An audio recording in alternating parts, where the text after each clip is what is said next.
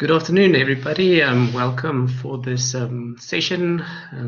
It's my pleasure to introduce you to Chad Bonney, Cengage Senior Vice President and General Manager, which will be presenting this session. Enjoy. Hi, everybody. And thanks, Johan. So, yeah, I'm Chad Bonney. I'm Senior Vice President at Cengage. Have wear a few different hats, but one of my responsibilities is looking after our international higher ed business. And been with the company for a very long time. I'm based in Boston, Massachusetts, in the United States. And I'm tickled pink to get the chance to speak to you today about how we at Cengage think that COVID-19 is accelerating mega trends in higher education around the world. Without further ado, I'm going to step lightly through these slides. I have 20 of them, which is probably too many, but as I say, we'll step lightly and hopefully have a minute or two to ask questions at the end. So we at Cengage keep an eye on what we call mega trends impacting our world of education. COVID-19 is having an impact on those mega trends, and our hypothesis is that rather than deter or change those megatrends, it's really just accelerating them.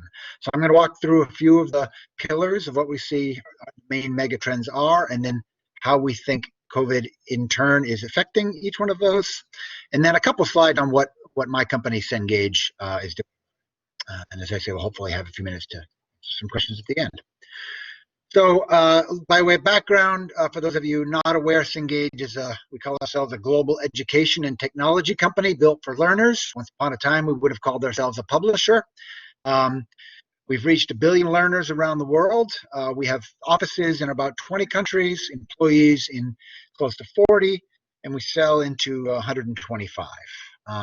We work with local academics and content experts around the world to produce and deliver content and learning solutions. And hopefully those of you based in South Africa, of which I think most are, you know of our efforts in your lovely country. We've been in the tertiary market in South Africa since 1994. We often adapt our global content into a South African context, or we build content from scratch for a South African context. We have print and digital. We contextualize our learning solutions. Some of our areas of focus are business and management, economics, education, social work, psychology, and psychotherapy. We've wholeheartly endorsed the decolonization of the curriculum.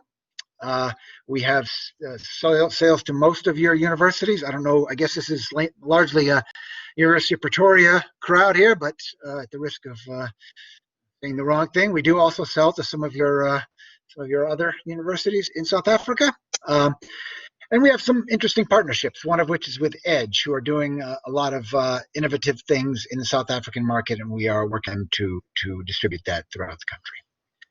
So those are some of our some contextual points as to why our opinion might have some merit.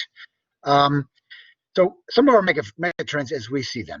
So, and this is a busy slide, and a couple of them are busy. So on each of these, I will pick out a couple of what we see as key points here. So we think there are 4 mega trends of particular interest to us. One is the pressure on traditional pathways. So certainly where I grew up as an aspiring secondary school student, your ambition was often to go to university. That was seen as the path to a career and a better life. But increasingly around the world, we see that not everybody sees it that way. There are other, what we call more cost-effective gateways to entry-level jobs that don't require a university degree, and where it might be in a student's best interest to just go right into work experience or right to a technical certification or the like. Some of the things driving these traditional pathways, which I'll speak to in a minute. Student debt in a lot of places around the world, it's really expensive to go to university. As a result, we see high dropout rates, declining enrollments, and as I say, the value of work experience and soft skills over that of a university degree. A second global megatrend is what we call lifelong upskilling and reskilling. So the world is changing a little bit every day, and as the economy changes and the the need for jobs changes, we need to change with it. We see automation, we see job types changing, driving the need to go back to school, to re-educate yourself, to make yourself a good fit for the job market to come of the 21st century. Third, and probably most obvious, and I think in a forum like this today only highlights it, is the expanded potential of digital learning. So not just what we call a book behind glass, but innovative learning modes that better address learner needs. So we can now reach you on your phone. All the world wants our content on the phone. We can now provide audio, video supplements. We can provide assessment. We can provide remediation, all of which helps the student learn better. And I think it's probably pretty obvious to many of us that this is the direction a lot of education is headed. Not entirely, but certainly it will be a key factor. And then fourth, and slightly in contrast to number one, where we talk about the pressure on traditional pathways being the path to university is not for everyone. At the same time, we do see in a lot of the world, particularly in emerging economies, where gross enrollment values are increasing. We see countries like China, like India, like Brazil, where the number of higher ed enrollments are skyrocketing because their higher ed in some form or fashion still is very much a path to success. And those markets, the students in those markets all require, obviously, their content suited to their local requirements, to their local job paths, languages, currencies, case studies, etc. So this is another trend that we see in our education industry, and I think probably a lot of you sense it. So a couple of slides here to illustrate some of our contentions. So pressure on traditional pathways. So here we have a South African example, but I think each country around the world probably has a mix of its own. So in South Africa, where mining, there's a lot of jobs to be had in mining, where you might not necessarily need a university degree or a traditional 3-4 year university degree. Maybe the best path for you as a young student is not university. So in the United States and South Africa too, programming is another field where why would I go to university if I can get a well-paying job, starts compensating me immediately if I have this alternative pathway. So we as Cengage need to grapple with this. How do we reach those learners where they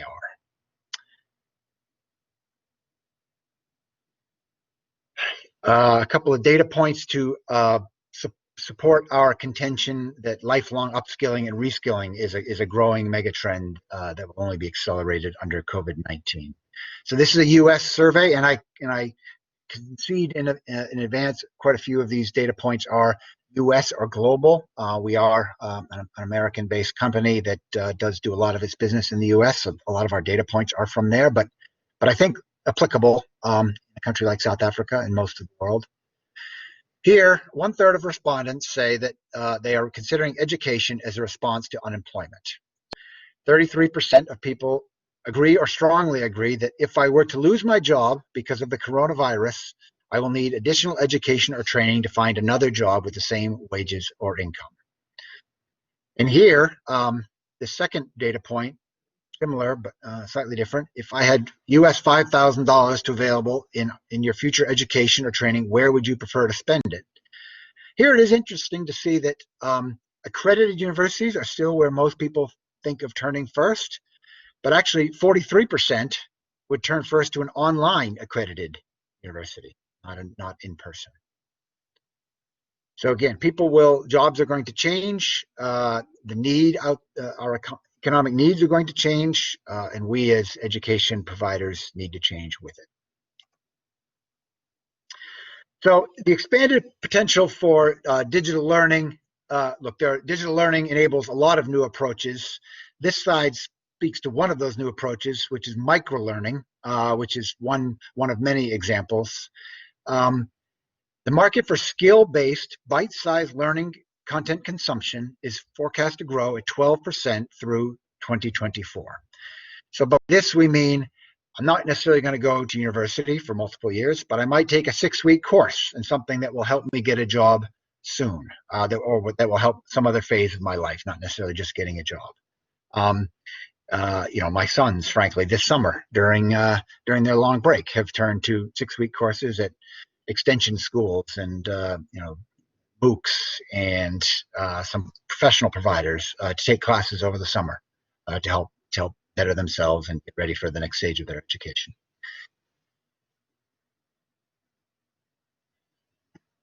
And here, a local example, and I recognize statistics come from various sources, various data points, so take this with a slight pinch of salt, but according to some of our research, South Africa has some of the leading distance learning enrollments in the world.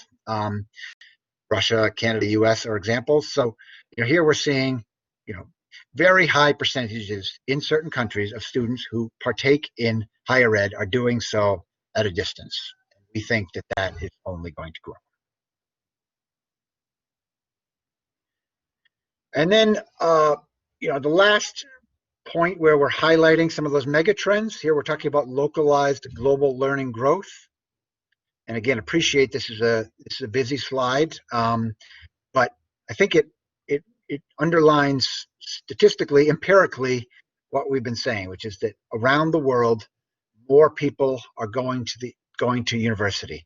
It may be less true in some of the mature Western countries, but certainly in emerging economies, we are seeing explosive growth in higher ed enrollment. You can see Asia Pacific, led by China and India, we're seeing pronounced growth in enrollments, which we forecast to continue.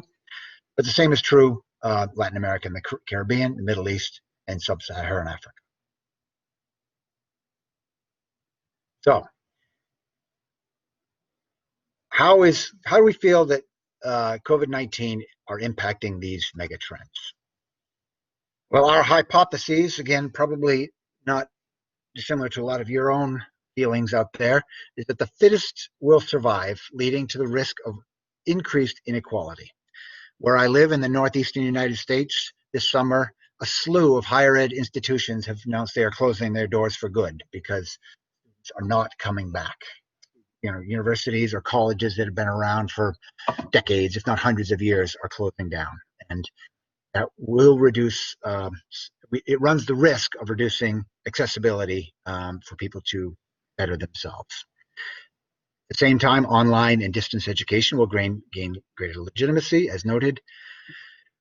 A risk to all of us, future public allocations to higher education is expected to shrink as tax monies dry up. And international student mobility will impact future student mobility flow. This is particularly an issue we face in markets like Australia, in the UK, a little bit in the United States and Canada, where because students aren't traveling, those international students that we'd counted on to fill up enrollments in our universities will not be coming. Now that demand will stay home, so presumably enrollments in China, in Brazil, in the Gulf states will bounce back as an offset, but it certainly makes it more challenging for us to forecast demand and find the students where they are.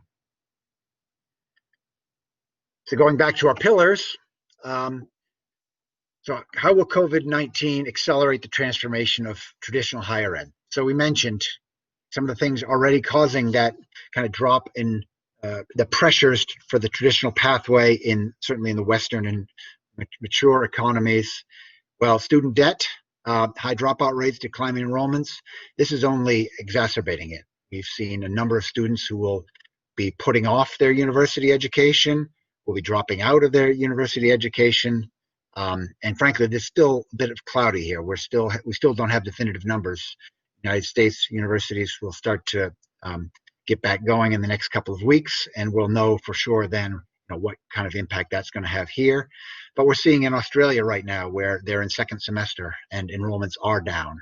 We're seeing in Latin America where enrollments in private colleges are down materially. So During this pandemic phase, it's at its worst, obviously. We do see a recovery phase where students who have put off a year will come back. But we still see these closures and consolidations impacting us, where either the big schools will get bigger yet, or new pathways will open up. And we do see this demographic cliff in many Western markets in any scenario, steady state. So how will COVID-19 impact the mega trend of lifelong upskilling and reskilling? Well, I mean, it stands to reason that office-based jobs, jobs where you go to a factory to make something, have been most profoundly impacted by this, and we are all having to adjust. At my company, we've been working from home since March, with the exception of a few critical functions, and look to do that for months to come. And that has changed the kinds of jobs that we need, and it is true all over the world, all over industries. So people need to, there is online training available, but people will need to adjust.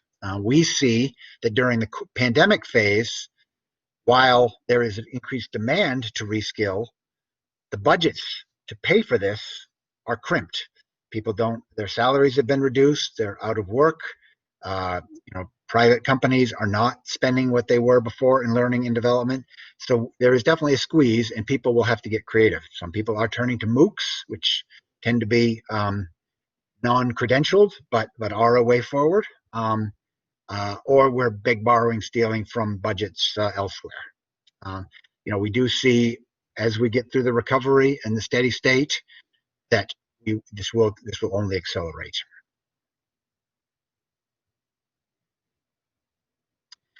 How will coronavirus or the COVID-19 pandemic drive online learning? Well, again, I think this is probably the most obvious view we have, where we can no longer go to class. My kids who are in secondary school are contemplating, their schools are contemplating what are we going to do come the fall season? Are students going to come back to school or not?